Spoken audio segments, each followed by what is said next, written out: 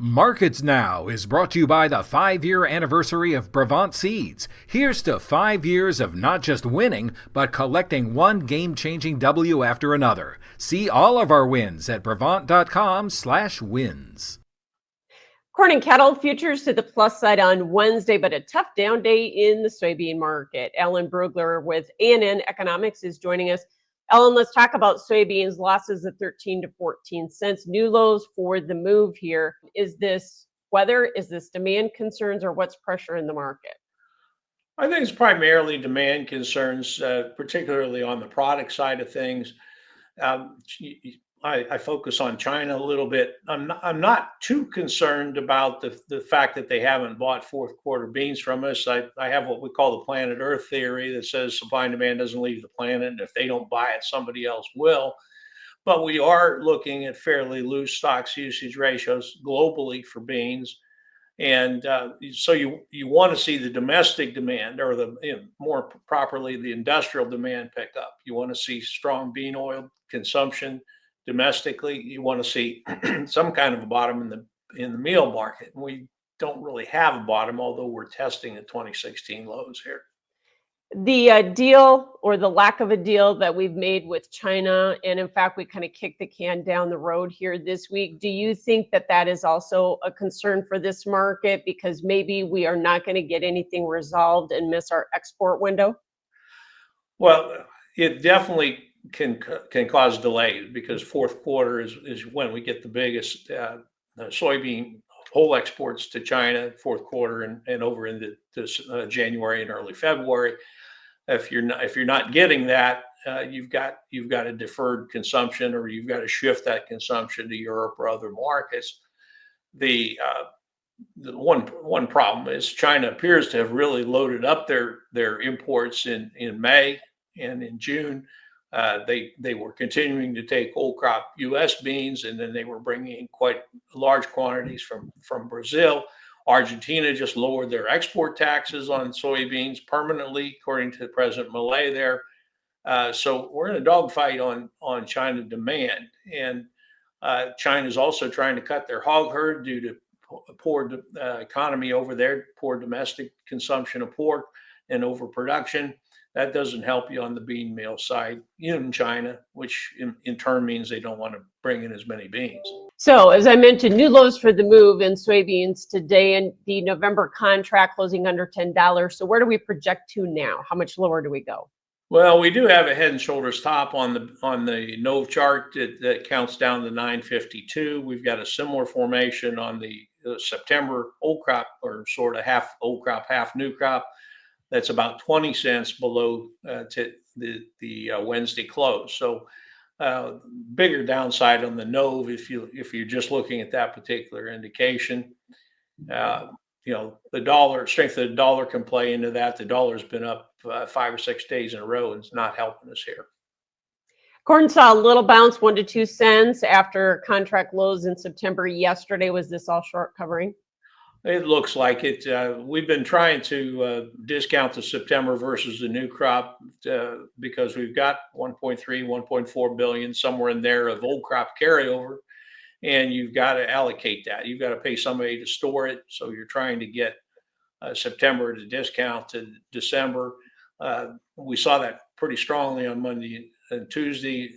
Little reversal of it today. In other words, September a little stronger, but I think that's the prevailing story here. And of course, trying to figure out what the new crop yields are going to be, and whether they're adding or subtracting to the carryover forecast. Yeah, I was going to ask you, how much can you even build on a little bit of a short covering rally, even if we're oversold, when the market is still trying to price in this record crop? Well, I mean, just statistical variance, you can have 10-cent rallies pretty easily over a couple of days. 20 cents, you better have some kind of story to work with there. But yeah, the market's essentially trying to grind down and find the harvest low, whether that's an early low in August or a more traditional low in September, October. That's to be determined yet. And a 73% get to excellent rating on corn. Historically, where does that put us for yield? Well, we use a slightly different measure. We use the Brugler 500 index, which uses all five of the ratings categories, but it's at 384. That's very similar to 2016 and 2018, and basically that suggests plus or minus 2% of trend yield. But of course, trend yield goes up every year, so uh, it suggests that 181, 182 is still pretty viable. You saw some shifts this week in the state by state ratings. Iowa's still the best. Michigan's still the worst out of the major states. But yeah, you need some kind of late weather development to really throw some kind of scare in the market. So the wheat market did see a mixed trade today. Now, HRW wheat tried to bounce after contract lows yesterday. What's been the problem, though, as far as why we haven't been able to bottom the winter wheat market? Because usually we do by this time from a seasonal standpoint, don't we? Yeah, usually you're going to bottom, May, June in most years. Problem is, it's global export trade. You've got Russia uh, selling at just over cost production, or in many cases below cost production, trying to maintain their share. You've got some grain coming out of Ukraine. The biggest problem is just it's northern hemisphere availability right now because everybody's taking off wheat, and the global availability peaks in July and August. The rally in the dollar has not helped, though. The wheat market or any grains has it. That's correct. The dollar had been under considerable pressure, but it flipped when the announcement was made with the European trade deal. That knocked the euro down quite a bit. The dollar took off from that standpoint. That's and yeah, so we're looking at 5-6 day highs in the dollar. The dollar is going to take a peak at the Fed announcement. The Fed, of course, did not change their rates, but keeping the rates up is actually leans towards a stronger dollar, as opposed to if the Fed had chosen to ease today. Yeah. Do they start looking at maybe some cuts as we get into the fall or not? Well, that's still the big debate. The Fed market, there's ways of determining the market's opinion there. The odds are currently being traded at about a 60% chance of a Fed cut in September and a second cut probably in October or December. Odds of that one are slightly less. Again, the Fed's looking at unemployment, which is low. 4.1% is considered to be quite low and sustainable. And of course, you've got to the degree that you're removing illegal immigrants, you're tightening up the labor supply there. On the inflation side, the Fed's going to look at the PCE pretty strongly and may have already seen some preliminary indicators there, but they're essentially saying they think there's still some inflation risk here, that the tariffs are not fully reflected in the market yet. Some of my economics colleagues are thinking that the effective rate is going to be close to 20% on the tariffs. Target rate appears to be 15%. That's not all in the market yet. It doesn't affect all goods, but it does cause your cost of production on things to go up. And it also gives cover for companies that have competitors that have got imports to raise their own prices. We did get an announcement that the Trump administration is raising tariffs on Brazil effectively up to 50%. Talk about the impact that will have on the market. We're not running huge deficits with them. We are importing some beef from Brazil, obviously cocoa and coffee.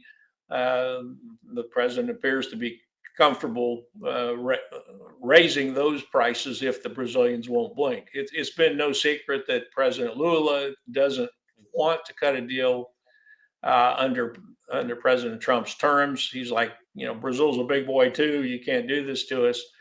But this is clearly a negotiating tactic, and it seems to have worked in some other country cases to eventually force a deal that we can at least claim a win on. So I'm not expecting that these will be all fully implemented. And another day with cattle futures into all-time highs. How high do we project according to your inflation-adjusted projections? Well, the inflation adjusted high from 2014 would be just a few cents below where we're at right now. Okay, today's new highs got us just within spitting distance of that 2014 high. Again, they're not in an analogous situation in that pork supplies were a lot tighter in 2014. We'd had the swine diseases and really lost a lot of headcount in the hog business, PED back then. So we're a little different situation there. But the thing that makes the cattle move go fundamentally is, of course, we're just starting to see some signs of heifer retention or slower cow slaughter, a potential start to turn in the cattle cycle. But that just means that feeder supplies will be even tighter over the next 12 months than they've been. And I think the live market's trying to reflect that to a degree. Can we have $8 to $10 declines in cattle pretty much any time? And in fact, the packers are, on paper at least, are getting squeezed pretty hard here between the 5 area cattle prices and the beef cutout prices. The beef cutouts have been a little soft seasonally. That's normal. But ultimately, the packers got to be able to pass the cost of the cattle on to the consumer. All right. Thanks so much, Ellen Brugler with ANN Economics. That is Markets Now. You were right. You were right. You were right. Well, you were right. When you choose your seed brand, there's winning, and then there's... You were right. Should have gone with Brevant seeds. When you choose Brevant seeds, you don't just win. You get to be right. Don't just win. Win. Talk with your retailer or visit Brevant.com/win to get started.